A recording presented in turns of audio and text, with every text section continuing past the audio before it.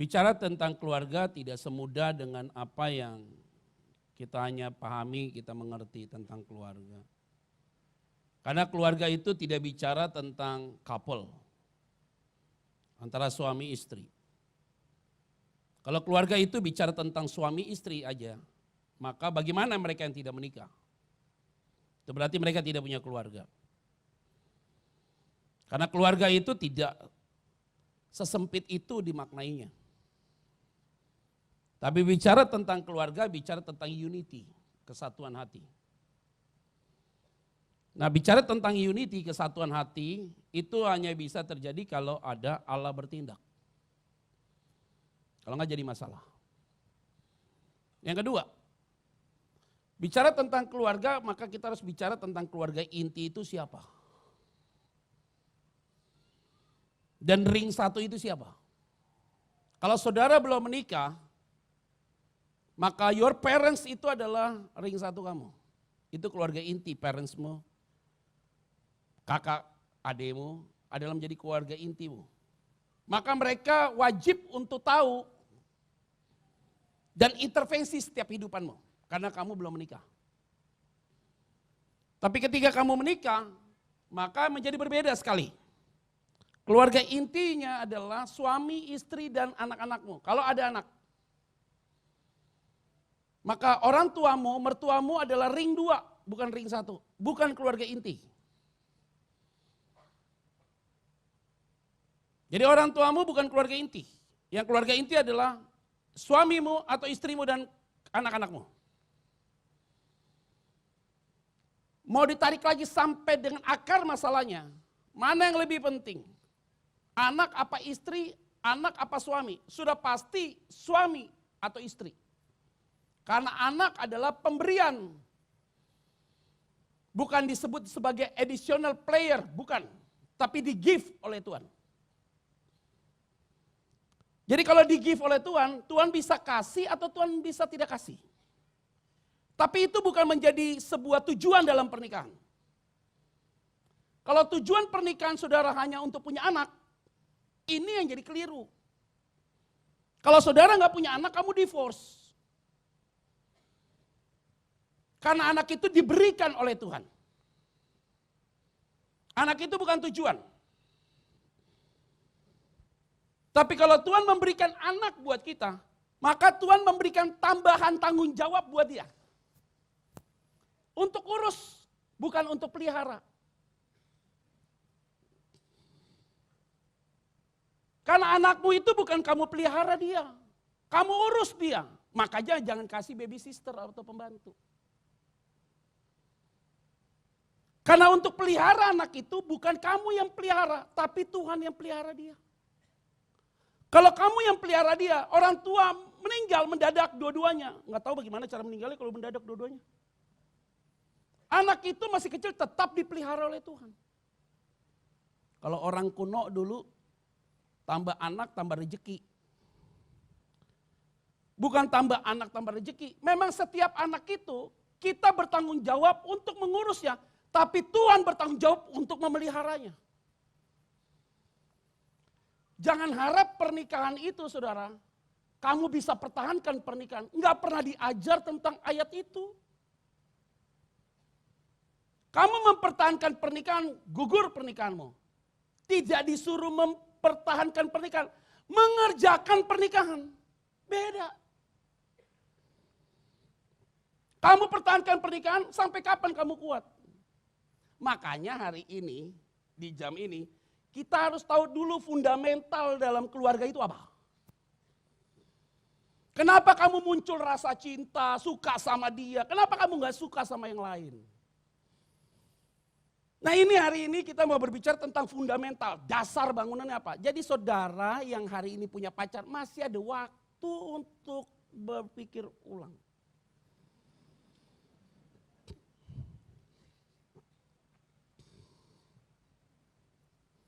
Dan bagi yang belum menikah, yuk jangan merasa depresi atau putus asa karena kamu belum dapat jodoh. Tidak. Karena banyak orang menikah menyesal kalau bisa jangan menikah. Kalau waktu bisa diputar, lebih baik aku tidak menikah, hidup sendiri daripada hari ini aku menikah. Ada yang bicara begitu. Bukan orang yang di sini, di luar sana. Apa yang kita pahami? Baik-baiknya. Yuk jangan merasa menyesal. Istri yang cantik, suami yang ganteng tidak menjadi garansi saudara dalam pernikahan itu. Tidak. Maka jangan melihat keluarga orang itu cantik, ganteng, wah kayaknya happy. Belum tentu dia happy. Tapi ada yang jelek, parah banget, lebih tidak happy. Saya nggak tahu. Nah, kita buka sekarang bagian firman Tuhan sebagai fundamental. Kejadian 2 ayat yang ke 18 sampai dengan ayat yang ke 25. Tadi pagi saya khotbahnya berjenjang Bapak Ibu Saudara. Ibadah pertama saya khotbah tentang fundamental pernikahan dan keluarga relationship. Sampai dengan couple. Ibadah kedua saya bicara tentang mengantisipasi keluarga yang porak-poranda dimulai dari seorang istri. Maka istri yang kita bangkitkan di ibadah kedua. Triknya apa berdasarkan Amsal 31. Ibadah ketiga adalah menghindari sebuah konflik yang tajam, maka harus ada peranan suami di dalamnya. Maka itu yang kita bahas di ibadah yang ketiga. Itu diambil dari Kolose pasal yang ketiga, Mazmur 128.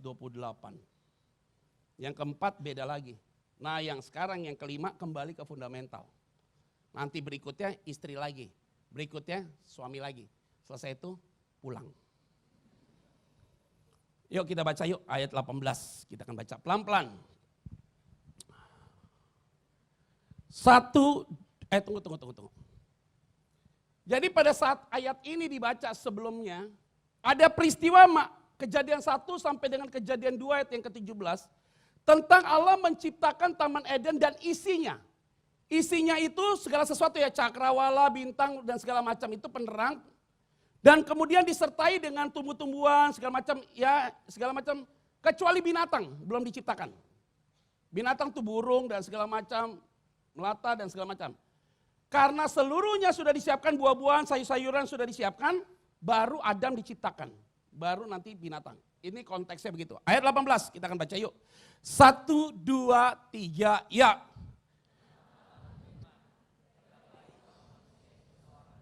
Stop. Tidak baik manusia itu seorang apa? Jadi dia lihat Adam, kayaknya lu nggak baik nih Adam, lu sendiri aja nih. Maka muncullah kalimat yang kedua. 1, 2, 3, ya. Aku yang loh ini hebatnya. Aku akan menjadikan penolong di garis bawahi yang sepandan di garis bawahi. Jadi kata dua ini yang akan kita analisa. Jadi seorang penolong itu tidak disebut perempuan. Baru adalah identitas pekerjaan dia. Dia akan jadi seorang penolong. Siapa penolong itu? Yang akan menolong Adam untuk memanage seluruh Taman Eden. Karena Adam tidak mampu memanage Taman Eden. Jadi fungsinya penolong adalah membantu meringankan tugas dari Adam. Bukan memberatkan. Jadi udah mulai nih yang belum nikah nih. Yang cowok nih. Kenalan nama cewek jangan yang membuat kamu makin ribet. Harus ketika dia hadir dalam hidupmu, justru bisa meringankan beban kamu atau membuat hidup rohanimu jadi lebih baik. Begitu juga sebaliknya, kehadiranmu terhadap pasanganmu supaya dia makin mengenal Tuhan. Itu berarti positif. Karena menjadi seorang penolong itu tidak mungkin hasilnya negatif. Harus hasilnya positif. Jadi kalau masih pacaran saja saudara, sudah banyak hal negatif, yuk bubarin hari ini, daripada buang waktu. Ya, dia ada di samping gua, bubarin aja abis ini pulang gereja.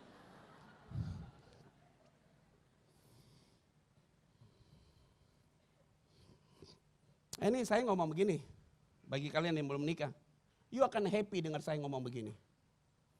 Nanti setelah kamu ambil keputusan salah, kamu baru ingat, oh iya bener juga kata tuh pendeta yang pendek. Nanti kamu akan pikir gitu. Jangan pakai perasaan ketika kamu jatuh cinta. Pakai otakmu.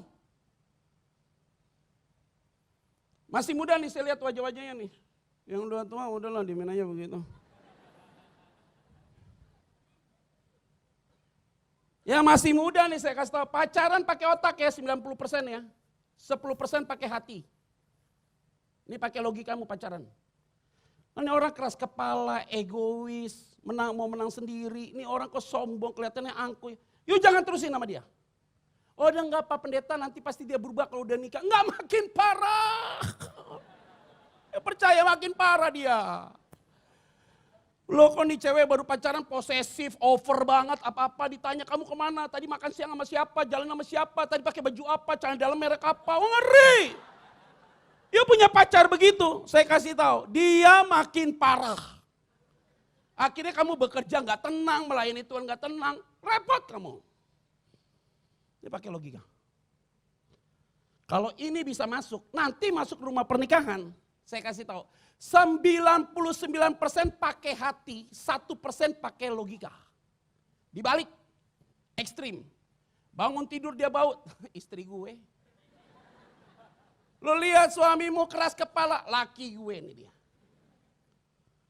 Karena kenapa cintamu makin kuat sama dia. Bahwa manusia itu tidak baik seorang diri. Tahu artinya apa? Tuhan itu yang berinisiatif kasih Adam teman hidup, bukan Adam yang minta sama Tuhan. Artinya sebenarnya saudara nggak perlu takut saudara. Nggak perlu tawarkan dirimu siapa, apa. Karena Tuhan itu punya ide gagasan buat kamu. Dan Tuhan itu aktif untuk cari buat kamu. Kalau sudah waktunya pasti Tuhan kasih. Pak sekarang saya udah 40 tahun. Ya gue nggak tahu kalau udah begitu. Gue nggak ikut campur tangan deh.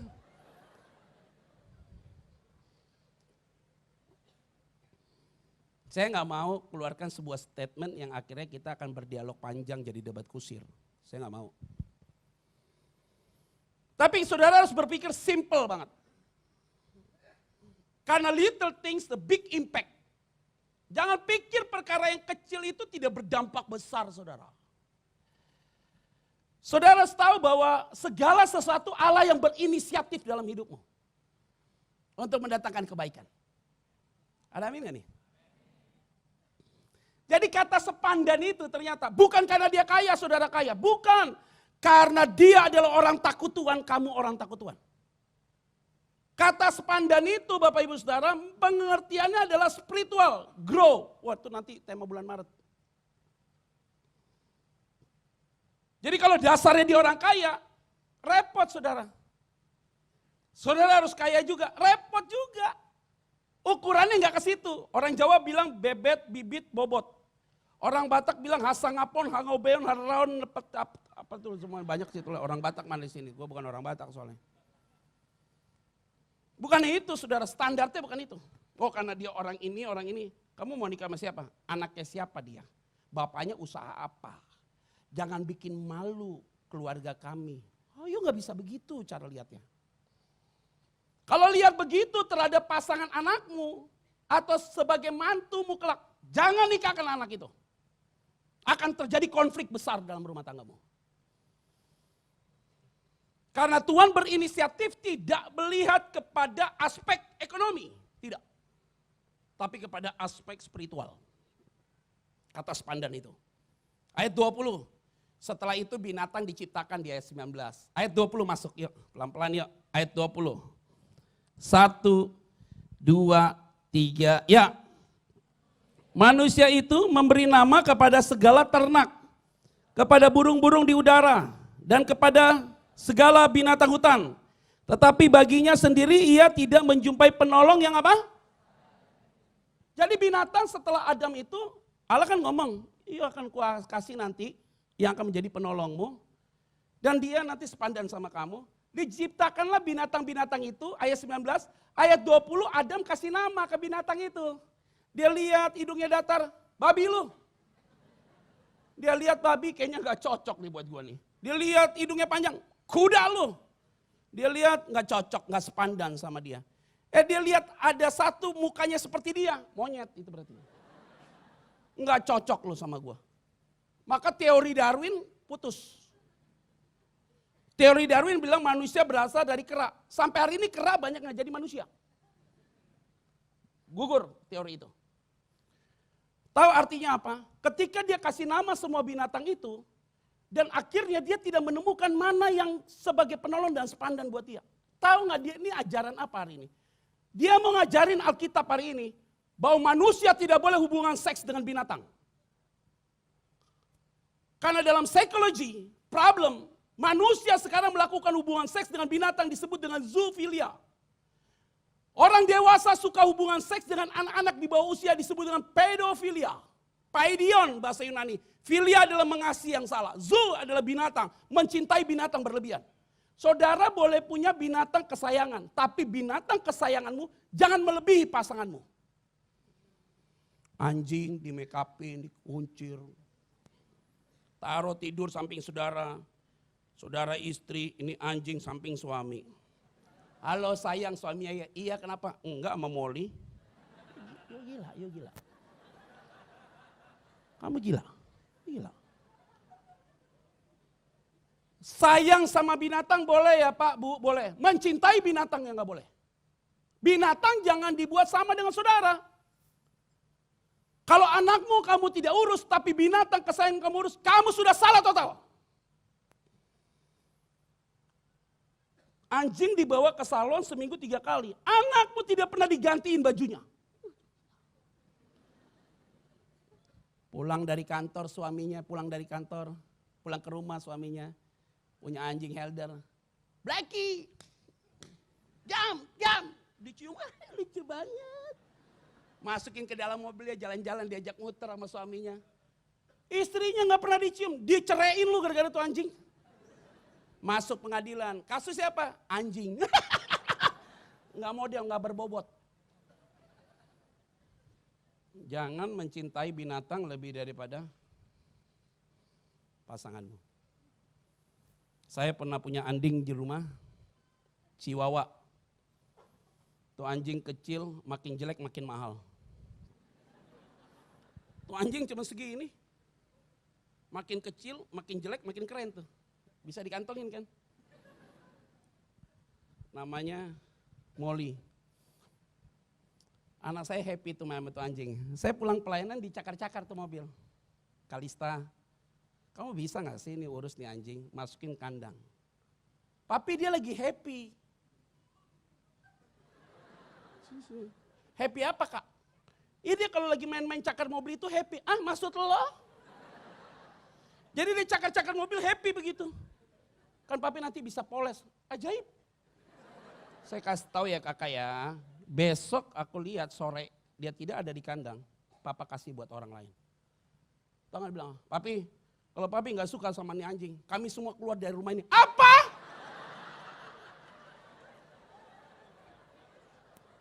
Lu lebih sayang tuh anjing daripada gua. Ajaib lu. Oh, saya bilang sama istri saya, gue kasih tau sama lo. Tuh anjing lu kasih sama kakak lo. Kalau enggak gue masukin ke penggorengan. Lu kasih tau sekarang. Anjing dikasih ke kakak ipar saya, dipelihara di sana. Oh anak-anak nangis meraung-raung loh. Saya bilang kenapa sih nangis? Papa ke Surabaya seminggu lu gak pernah nangis. Gue bilangnya gitu. Kalau dibiarkan tuh anak lebih sayang binatang daripada saya loh. Dia sedang merubah paradigma dia. Mindset itu harus diubah. Kalau enggak jadi rusak, jangan pikir itu biasa. Itu lagi psychology problem. Jadi segala sesuatu yang berlebihan, kalau ibu-ibu apa? Suka beli tas. Saudara kalau beli tas, ini warna hijau, kuning, gak pernah dipakai, ditonton. Yuk gila, pasti. Pasti ada gagal mental saudara. Tas warna hijau semua ada wardrobe, diliatin. Jadi dia senang hanya lihat gini, lihat dilap-lap. Gak pernah dipakai. Yang dipakai hanya warna biru itu terus. Yang kuning gak pernah dipakai, putih gak pernah dipakai, hitam gak pernah dipakai. Karena dia suka lihat. Kayak bapak-bapak suka beli mobil, Lamborghini, Porsche, Ferrari, segala macam. Ya dipakai Kijang Innova kemana-mana. Hanya dipanasin, dilihat dia. Gila. Segala sesuatu melebihi dari orang lain berhala. Lihat ya. Ternyata mengasihi itu ada konteks yang salah, ada konteks yang benar. Objeknya harus jelas. Ayat 21 dan 22. Kita akan baca yuk. 1, 2, 3 ya. Lalu membuat manusia itu deep sleep, tidur nyenyak. Jadi dalam bahasa Inggris, bahasa Ibrani penekannya deep sleep. Artinya benar-benar dibuat Tuhan tidur nyenyak. Dia tidak sadar. Ketika ia tidur 1, 2, 3 ya. Ketika Tuhan Allah mengambil, waktu dia tidur diambil apa? Nggak rasa sakit. Harusnya operasi ya. Lagi tidur deep sleep dia, diambil sama Tuhan Allah. Berapa tulang rusuk? Berapa? Bukan seluruh tulang rusuk, tapi apa? 1. Berapa Bu? Yang kuat Bu? Ya, enggak, hanya mau mempertegas saja sih sebenarnya ini.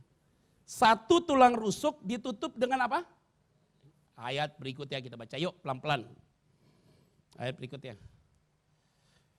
22, 1, 2, 3 ya. Dan yang diambil Tuhan Allah dari manusia itu, dibangunnyalah seorang apa? Dan baru ketahuan penolong yang sepandan itu ternyata perempuan.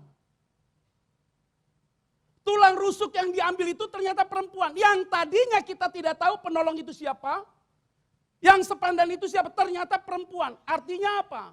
Tuhan hanya melegalkan pernikahan antara laki-laki dan perempuan. Tidak boleh laki-laki dengan laki-laki.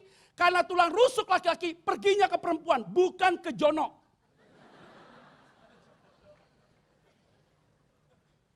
Saya kasih tahu ya. Gereja ini boleh datang homoseksual. Mau lesbian, mau biseks, mau lesbian. Gereja ini siap welcome. Kita tidak benci orangnya. Tapi kita tidak suka dengan perilakunya. Kita tidak boleh benci sama Tiongkok, kita benci virusnya. Wah, apa hubungannya?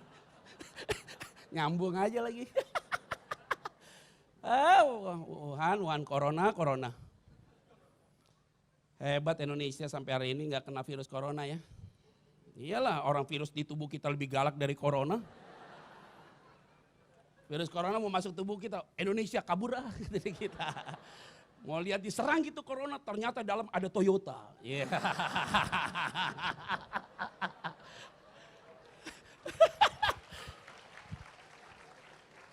Apa tepuk tangan? Ngapain tepuk tangan? Tahu bukan pas corona masuk, tiba-tiba keluar bintang. Bir maksud gua. Waduh. Nggak lihat ya? Baik-baik ya. Jadi pemburit banci itu kata firman Tuhan, bukan kata saya. Tidak masuk kingdom of God.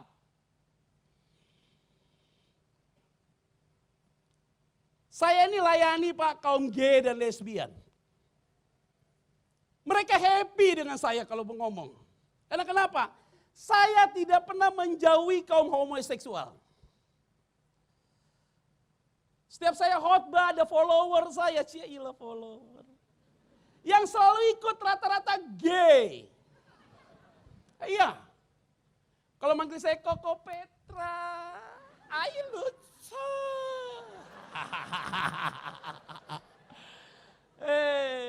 Jangan pikir six pack orang suka, sekarang one pack banyak yang suka loh gue kasih tahu.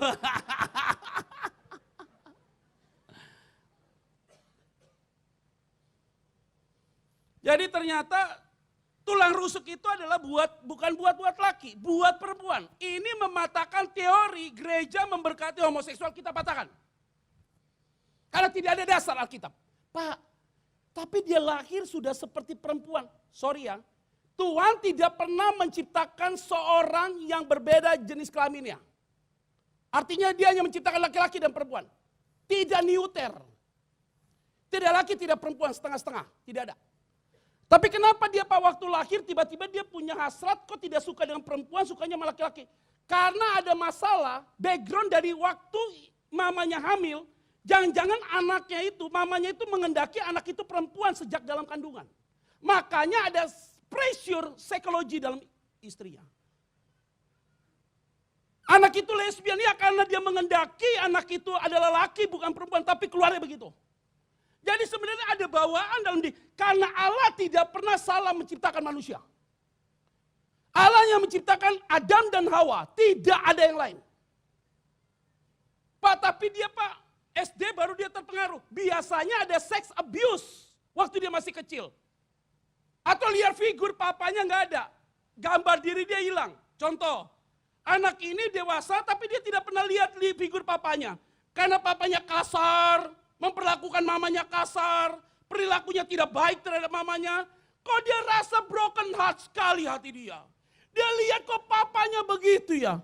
Ketika dia sekolah, tiba-tiba ada orang dewasa laki-laki yang ngoyomi dia, dengerin dia ngomong. Ternyata orang ini adalah pelaku dari gay. Maka dia dapat kepatil dia di situ, kena. Begitu juga sebaliknya kalau lesbian demikian. Jadi tidak mungkin orang itu demikian kalau tidak ada background. Karena Allah tidak pernah menciptakan seorang banci dan seorang lesbian. Tidak ada. Amin kan nih? Ini amin bener. Amin kan saudara? Pak Bu, saya layani satu gay, udah bertobat. Sekarang nikah, punya anak 3. Tapi gayanya masih gemulai deh. Ketemu sama gue digancit. Hai pastor, sampingnya istrinya, jangan kayak gitu kali. Gitu. Tapi udah punya anak 3. Perilaku seksnya berubah, tapi stylenya tidak bisa berubah.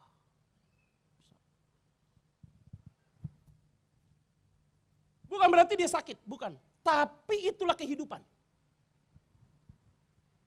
Jadi spiritual bisa diubah sekejap, tapi karakter learning by process. Ada amin kan nih? Fundamental nih. Ayat 23. Kita baca yuk, cepat yuk. Waktu mau habis. 1, 2, 3 ya. Lalu berkatalah manusia itu, tulang dari tulangku, daging dari dagingku. Ia akan dinamai apa? Sebab ia diambil dari, waktu Adam bangun tidur, dia lihat ada perempuan. Inilah dia, tulang dari tulangku, daging dari dagingku. Itu berarti pemberkatan nikah di tempat ini beda sekarang. Pegang tangan istrinya, saya Petra Yeritian Fagidai. Menerima engkau Yola Indra Fani Fagidai sebagai istriku yang sah. Karena engkau adalah tulang dari tulangku, daging dari dagingku. Istri jawab, aku Yola Indra Fani Fagidai, terima engkau Petra Yeritian Fagidai sebagai suamiku yang sah. Karena engkau adalah dagingku, tulangku. Ngomongnya gampang, maknanya harus tahu. Saudara ngerti apa artinya? Makna teologisnya kuat. Inilah dia tulang dari tulangku, daging dari dagingku. Arti kata cinta itu apa? Sesuatu yang keluar dari diri laki-laki, sekarang dikembalikan Tuhan masuk dalam diri dia, supaya laki-laki itu kelihatan sempurna. Bahwa istrimu, pasanganmu, bukan dari benda lain, tapi dari tubuhmu. Maka ketika engkau menikah, tidak boleh menjelekkan pasanganmu, karena engkau sedang menjelekkan dirimu. Jadi arti cinta itu, sayang, aku sayang sama kamu. Itu model tahun 80. Tahun sekarang beda. Kalau udah ketemu cewek yang cantik. Aku tahu, kamu adalah tulangku.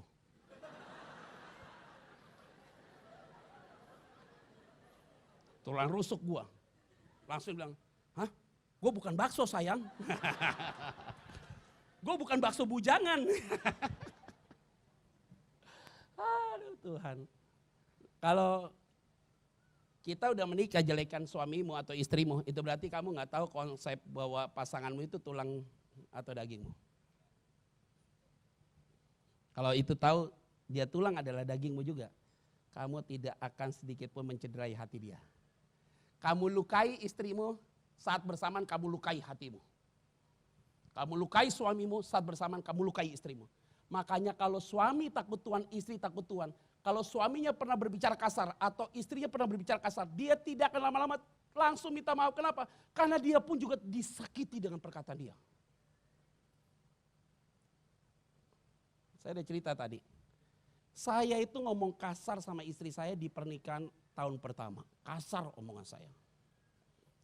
Sampai akhirnya saya cium kaki dia dan saya minta maaf. Karena dia mau menceraikan saya. Dia ambil catatan sipil, disobek sama dia. Nggak kesobek, karena gue udah laminating.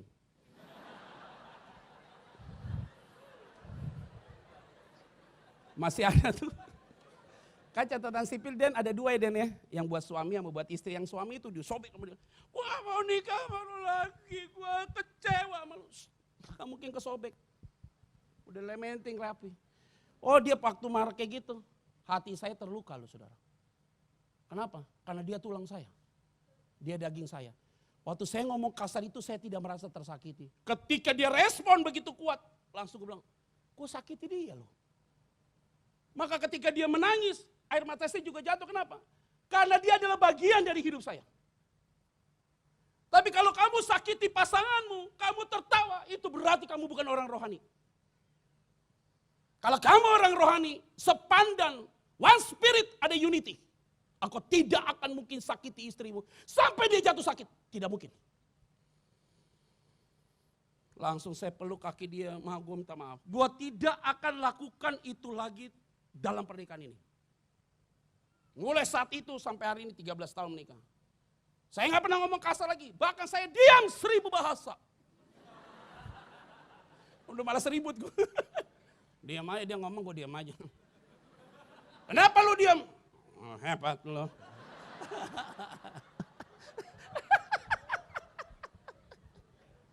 Sayang dia. Awal-awal nikah, istri saya selalu sendawa, asam lambung naik. Sekarang udah gak pernah lagi kena ma dia. Gak pernah lagi kena ma. Sekarang mau diet aja udah gak bisa. Pak, badan gue udah jarang makan, Pak. Tapi kok badan gue gak turun? Hati lu senang. Kalau orang hati senang, hirup udara, naik badan. Naik tuh, naik. Jangan hirup udaranya di Wuhan lu, corona, Aduh Tuhan tolong. Gue udah gak mau pegang kayak gini Dan. Gue pernah khotbah di satu gereja, gue pegang, nyetrum gue langsung, gue gak mau. Gue udah kapok, gue udah gak mau. Gak ada lagi gue ke situ, gue udah gak mau. Ini ngapain nih orang, ngapain lo, ngapain?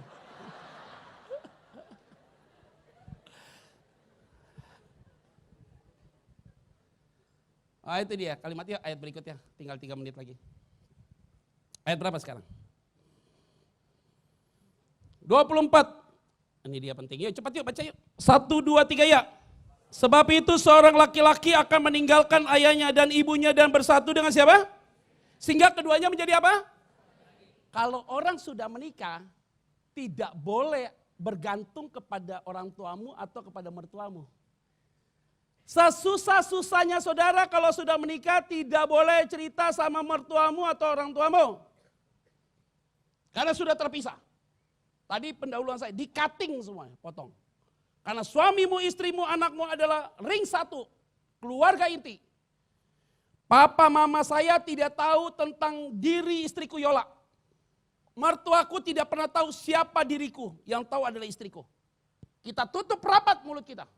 Karena kenapa? Orang yang dewasa dalam pernikahan tidak akan pernah mau menceritakan keburukan pasangannya kepada orang lain. Tidak akan.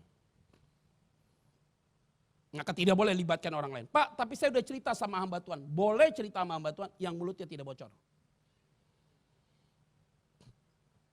Pak, tapi saya gak mau cerita sama hamba Tuhan. Sama Tuhan aja. Lebih bagus meringankan tugas kita.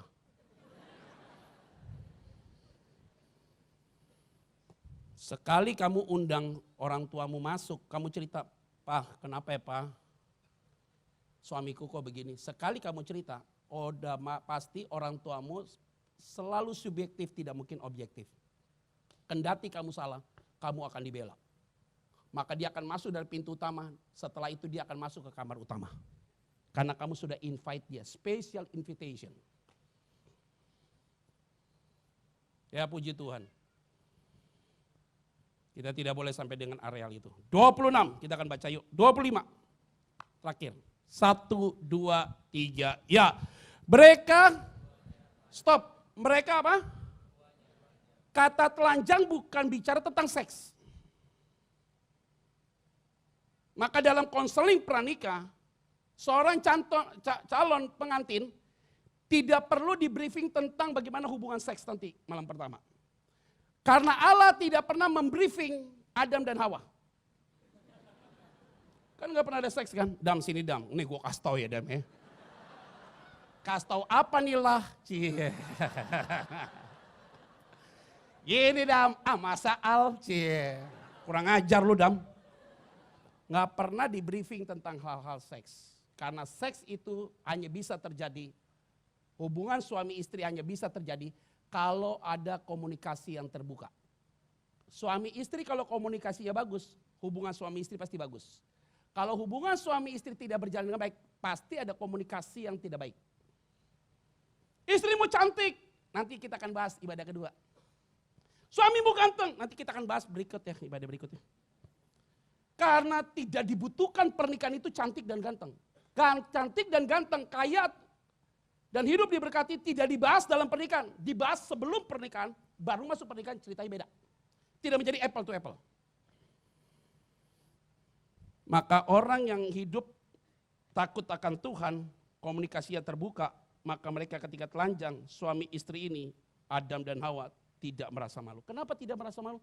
Karena nggak ada yang disembunyikan. Kalau segala sesuatu secara terbuka disampaikan, tidak mungkin ada yang merasa malu. Karena kenapa? Tuhan suka dengan orang yang terbuka. Ada amin? Udah selesai. Selamat hari Minggu. Tuhan Yesus memberkati kita semua.